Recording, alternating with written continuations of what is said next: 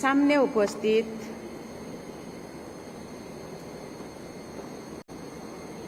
BK के सभी भाइयों और बहनों और जिनके उद्देश्य से ये सम्मेलन आयोजित किया गया है, आदिवासी भाइयों बहनों सभी को बहुत बहुत बधाई, शुभकामनाएं। नमस्कार। जनजातीय समुदाय के सशक्तिकरण के लक्ष्य पर केंद्रित इस महासम्मेलन में उपस्थित होकर मुझे अत्यंत प्रसन्नता हो रही है। मैं ब्रह्मा कुमारी संस्था को इस महत्वपूर्ण पहल के लिए हार्दिक बधाई देती हूँ।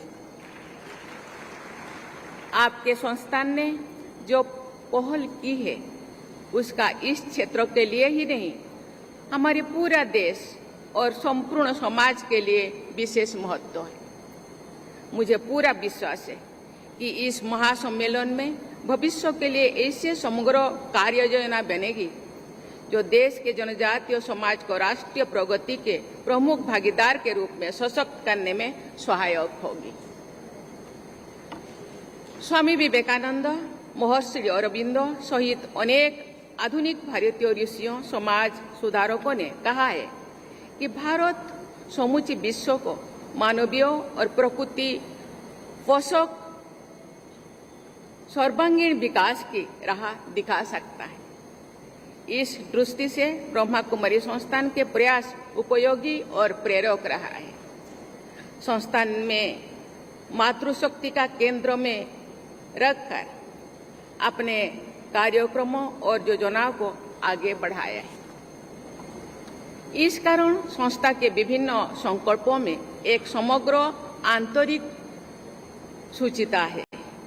ये सूचिता कार्य जगत में मानवीय गरिमा और प्रकृति के प्रति संवेदनशीलता के रूप में हमेशा विद्यमान रहती है। उपभोग की संस्कृति और संस्कृति पर आधारित आज की तेज भागती दुनिया में समाज के हर वर्ग की आध्यात्मिक सूचिता बहुत महत्वपूर्ण हो जाती है।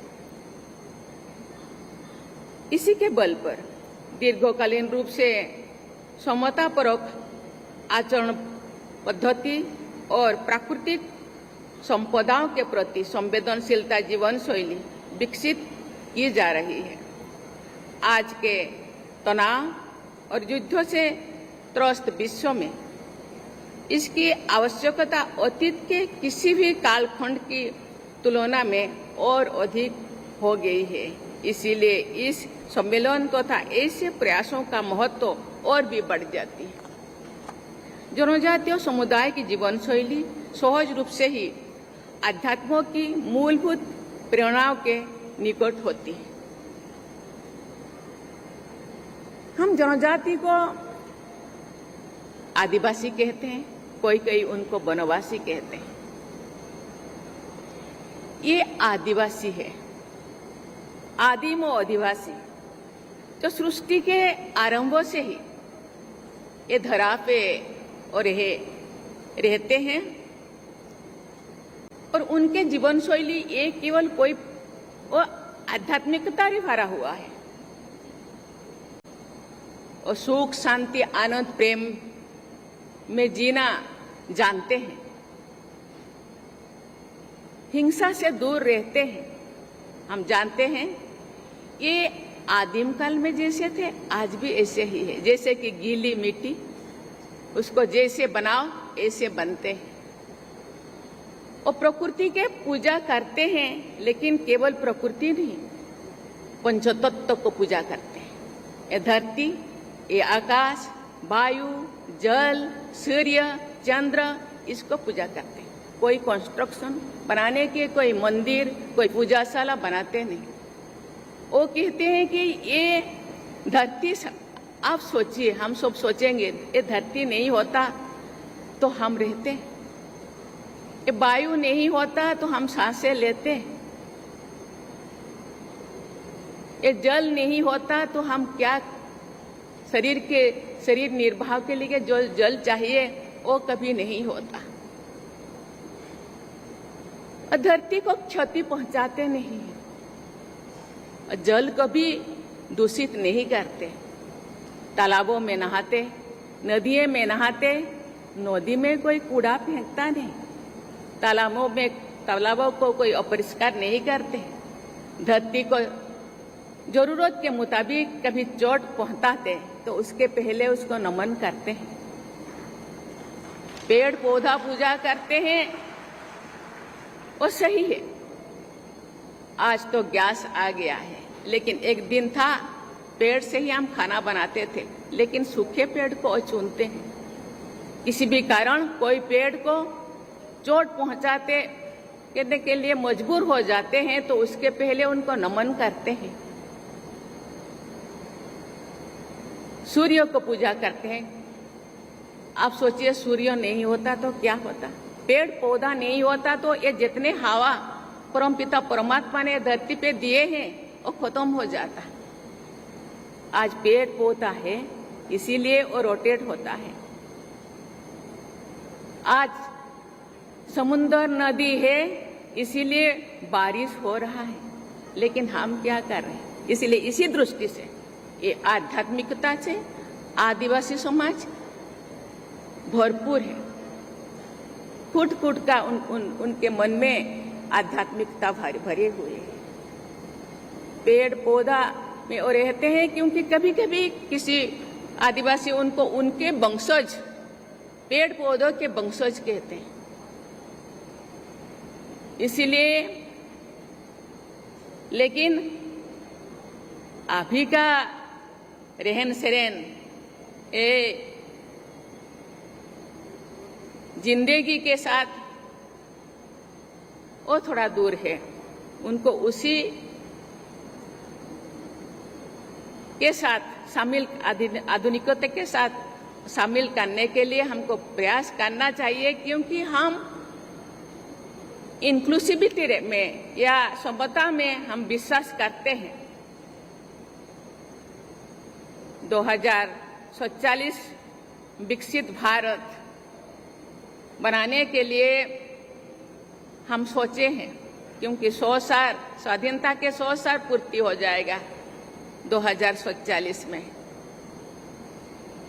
प्रधानमंत्री, पूर्वतन प्रधानमंत्री अटल बिहारी वाजपेयी कहते थे, ये देश एक जमीन का टुकड़ा नहीं है, जीता जागता राष्ट्र पुरुष है। राष्ट्र पुरुष का प्रत्येक अंग हिमालय से लेकर के कन्याकुमारी तक अक्षत होना चाहिए, क्षति नहीं होना चाहिए। ऐसे ही ये भारत में रहने वाले जनता, कोई भी समाज पीछे ना रह जाए, तो ना हम विकसित भारत कहेंगे, सामग्रिक विकास कहेंगे। और आध्यात्मिकता से भरपूर है, मैं तो बार बार कहती हूँ, लेकिन कुछ चीजें मैं गीली मिट्टी भी उनके साथ भी तुलना की, कुछ चीजें कुछ लोग उसका सुजोग लेकर के डाइवर्ट करने के लिए प्रयास किए हैं, उनको पता नहीं चलता। इसीलिए ये जो समाज को आगे बढ़ाने के लिए ब्रह्मा कुमारी संस्थान उनके जीवन शैली में थोड़ा सा जान डालने के लिए, दृष्टिकोण बदलने के लिए जो प्रयास कर रहे हैं, इसीलिए संस्था को मैं बहुत बहुत धन्यवाद देना चाहती हूँ। इसके साथ ये राज्य के सरकार को भी मैं धन्यवाद देना चाहती हूँ। उनके लिए विशेष रूप से बहुत सारी योजनाएं बना रहे हैं, पढ़ाई से लेकर से हेल्थ के लेकर से। हम लोगों का जो राज्यपाल महोदय, कल हम लोगों का प्रोग्राम है सिकल सेल एनीमिया, और ऐसे बीमारी है वो जनरली आदिवासियों को होता है, उससे कैसे वो मुक्त हो जाए, इसीलिए भी प्रयास चल रहा है। शिक्षा, स्वास्थ्य, रहन सहन, खान पान, मैं जब आ रही थी उस टाइम में 4-5 स्टॉल मैंने देखा जो आदिवासी भाई बहन ने खेती बहुत सुंदर करते हैं, प्राकृतिक खेती। विदेशी लोगों के द्वारा हम प्रेरित हो के विदेशी जो पेस्टिसाइड हम लगाते हैं जमीन को बंजर कर लेते हैं और उसी जमीन से उगा हुआ अनाज हम खाते हैं तो तरह तरह के बीमार होता है। इसलिए प्राकृतिक खेती के तरफ वो थे, हम सब थे प्राकृतिक खेती, गाय बैल हम लोगों के पास थे। अभी आ गया ट्रैक्टर, सब बेचते और पेस्टिसाइड यूज किए, जमीन बंजर हो गया। आज फिर उसी दिशा में हम लौट रहे हैं। प्राकृतिक खेती करना शरीर के लिए अच्छा होता है, शरीर केवल नहीं, शरीर मन आध्यात्मिकता हर दिशा के लिए अच्छा होता है। प्राकृतिक संप्रदायों से जुड़ा उनकी वो सोच शक्ति है जो सर्वमंगलकारी सोच और कार्यनीति को जीवन के हर आयाम में सामने लाती है आदिवासी समाज। ये बहुत संतोष की बात है कि इस दृष्टि से आपका ये संस्थान जनजातीय समाज के साथ मिलकर लंबे समय से अत्यंत महत्वपूर्ण कार्य देश के अनेक हिस्सों में कर रहे हैं। भारतीय जीवन दृष्टि के अनुसार कार्यरत प्रत्येक संस्था को इस बात का सदैव ध्यान रखना चाहिए कि समाज के किसी भी वर्ग का सशक्तिकरण केवल आर्थिक विकास तक सीमित नहीं होना चाहिए। वास्तविक सशक्तिकरण तब होता है जब व्यक्ति आत्मविश्वास, आत्मसम्मान और जागरूकता के बल पर सामाजिक दायित्वबोध के साथ अपने कार्य क्षेत्र में सक्रिय होते हैं। आदिवासी समाज आत्मसम्मान के साथ जीते हैं और किसी को कुछ बोलते नहीं अपने प्रॉब्लम।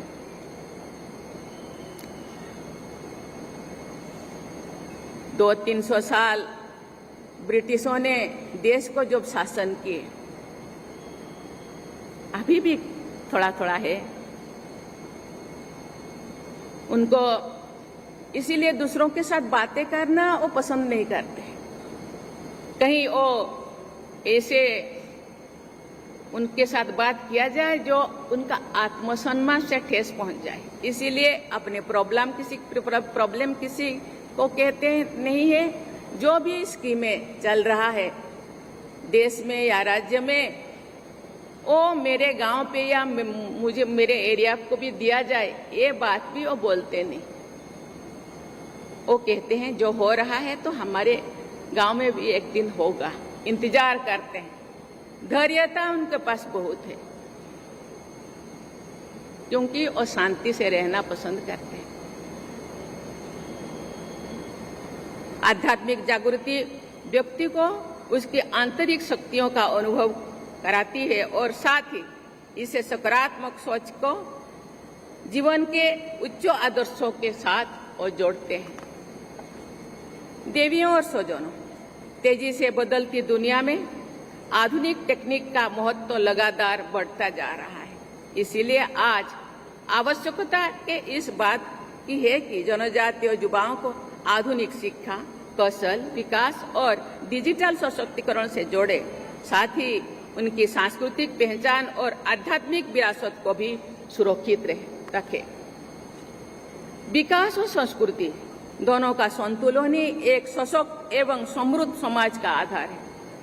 सार्थक विकास वो है जो हमारी जड़ों और जीवन मूल्यों से पोषित भी ग्रहण करे तथा उन जड़ों को मजबूत भी बनाए। हम जब ऐसे समग्र दृष्टि से काम करेंगे तो भी समाज में समरसता और समता की प्रबल धारा प्रवाहित होगी, तो भी हम समावेशी विकास के नई प्रतिमान स्थापित कर सकेंगे। मुझे बताया गया है कि ब्रह्मा कुमारी संस्थान ने इस क्षेत्र में पिछले अनेक दशकों से अथक परिश्रम कर रहे हैं। संस्थान ने बैतूल एवं आसपास के जनजातीय क्षेत्रों में आध्यात्मिक जागृति, नैतिक मूल्यों के प्रसार, नशा मुक्ति, महिला सशक्तिकरण, युवा विकास तथा सामाजिक उत्थान के लिए निरंतर कार्य कर रहे हैं। संस्था ने जनजातीय भाई बहनों में आध्यात्मिक विकास और सकारात्मक जीवन दृष्टि विकसित करने में महत्वपूर्ण भूमिका निभाई है। ध्यान एवं आध्यात्मिक शिक्षा के माध्यम से अनेक लोगों के जीवन में शांति, संतुलन और नई आशा का संचार हुआ है। मध्य प्रदेश का ये बैतूल जिला अपनी समृद्ध जनजातीय संस्कृति, प्राकृतिक सौंदर्य और आध्यात्मिक विरासत के लिए पूरे देश में जाना जाता है। मुझे बताया गया है कि यहाँ के जनजातीय समुदाय ने अपने विशिष्ट परंपराओं, लोक ज्ञान और सांस्कृतिक मूल्यों को पीढ़ी दर पीढ़ी संरक्षित रखे हैं। बैतूल की जनजातीय संस्कृति में सामूहिकता, सहयोग, सरलता, ईमानदारी और आध्यात्मिकता जैसे उच्च जीवन मूल्य सहज रूप से विद्यमान है। जब आध्यात्मिक और सेवा का संगम होता है तब समाज में स्थायी परिवर्तन आता है। मुझे विश्वास है कि ये महासम्मेलन सेवा और आध्यात्मों के इस संगम की ओर लोगों को आकृष्ट करने में एक महत्वपूर्ण भूमिका निभाएगी। आइए हम सब मिलकर 2047 तक एक ऐसे विकसित भारत का निर्माण करें और अधिक से अधिक प्रतिबद्धता के साथ कार्य करें, जहां आध्यात्म, सामाजिक समरसता, पर्यावरण संरक्षण और मानव कल्याण हमारी समावेश की विकास की आधारशिला बने। मैं एक बार फिर इस आयोजन के लिए अपनी हार्दिक बधाई देती हूं तथा सभी प्रतिभागियों को उनके उज्जवल भविष्य की कामना करती हूं। धन्यवाद। जय हिंद, जय भारत। आप सभी से निवेदन है कि राष्ट्रगीत एवं राष्ट्रगान के लिए सभी खड़े होंगे। राष्ट्रगीत, राष्ट्रगान। वंदे